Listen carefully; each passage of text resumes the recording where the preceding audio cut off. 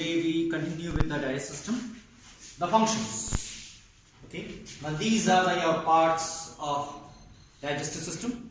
The entire digestive system or your gut or the alimentary canal is divided into so many functions. We will take one by one. Two of the lips which guard the mouth, so this is your mouth. Teeth, the inner portion will be called as your mouth cavity. There will be a small tongue. There are three pairs of your glands, three on the left hand side and three on the right hand side. Then it goes down through a narrow pipe called as esophagus or food pipe. Then it forms a sort of a C-shaped structure. C-shaped structure, quite like here. So if I come here itself, so it is going like this, then forms sort of a C-shaped structure. Now this C-shaped structure we are calling it as the one called as stomach. It has two of this. Here will be one of the your valve. Here will also be one of the valve. Two of the valves will control the flow of the food. One valve here and one valve here. The stomach continues to form a sort of once again a bend. This bend portion we are calling it as what?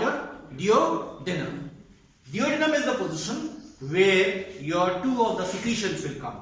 So just at the opposite side of your stomach, on the right hand side, there is the largest gland of the body called as liver. The liver secrete your hepatic juice, which is also called as your one of the constituents, is your bile juice. The liver secrete the bile juice, which is stored in a small organ, which is basically greenish in color. We are calling it as what? Gallbladder. Your pipe continues, but as the pipe continues, we are calling it as your bile duct. But this bile duct is common bile duct, and here just beneath the stomach, here is a leaf-like structure, a very thin. We are calling it as what? Pancreas. The pancreas go beneath your duodenum, and once again comes up, joins with the bile duct as well as its own pancreatic duct, form what? Your common bile duct, and enter into what? Your duodenum. Duodenum continues to form your portions called as jejunum, and surely the largest part, the longest part rather, the thinnest in diameter, where the absorption takes place, we are calling it as what? Ileum. Duodenum, jejunum and ileum makes what? Your small intestine.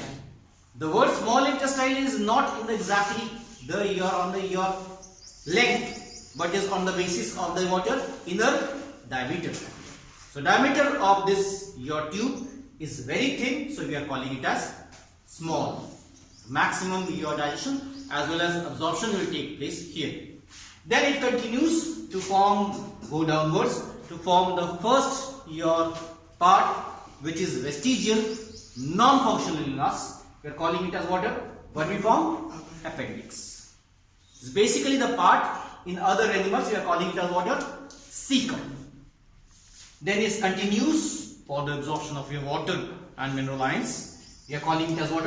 Colon. Colon has this portion, it goes down. There are also parts of the colon, your descending colon, ascending colon, transverse colon. And then it goes down to your temporary storehouse of the undigested food, which is called as what? Rectum.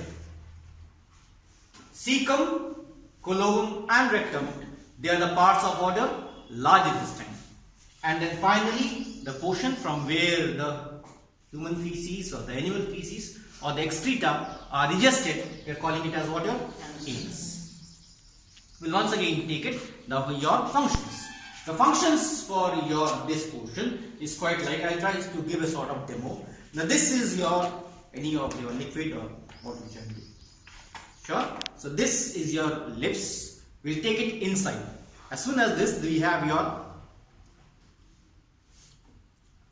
things goes down.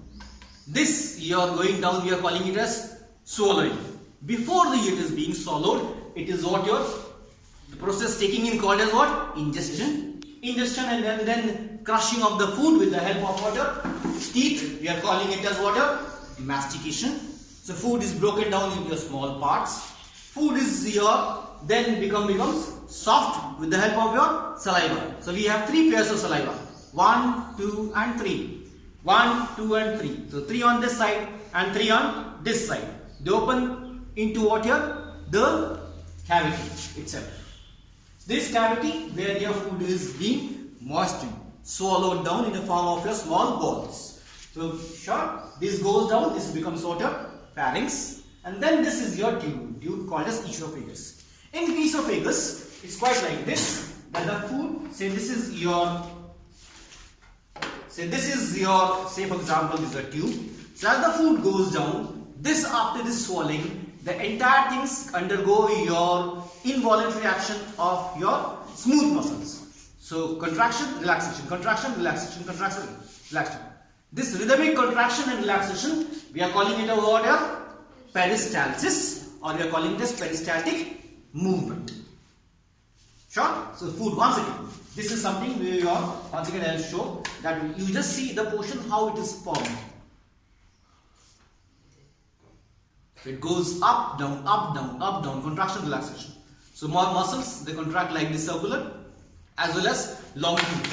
They goes down, then they form this tube, esophagus. So basic, your digestion of your carbohydrates starts in the mouth by the help of the enzyme called as what? Salivary amylase.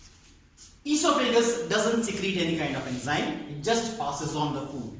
Then it comes into what? Your stomach. Stomach is the basic position where the digestion as well as churning.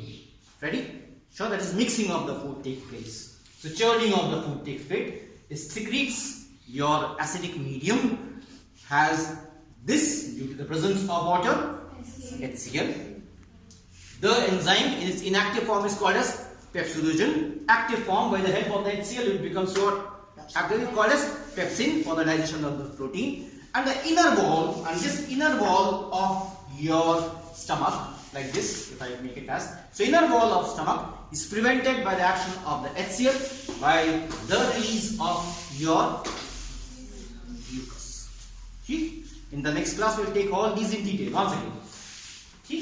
So pepsin is the enzyme. Then you move to the small intestine. Small intestine is basically for the digestion and the absorption of the remaining carbohydrates, fats and proteins. So sure. So till this much is your medium is basic.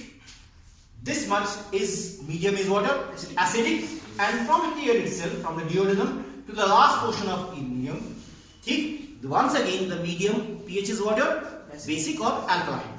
And then these are the portions. So duodenum will be the starting point where the digestion will take place. Duodenum is also the portion where your digestion will take place, some amount of absorption. And ileum is the longest portion of the small intestine where your absorption takes place. The food which is undigested passed on to the water, large intestine. It comes through your bone portion called as cecum. Cecum in us is, as I have told, is non-functional. It's called as vestigial. And then moves through your colon, okay, for the absorption of your water and mineral ions. And then it comes to the rectum, from where it is your digested out by your normal defecation. I hope you understand. Okay, thank you. In the next class itself, we'll go for the functions of each of the enzyme. Thanks a lot.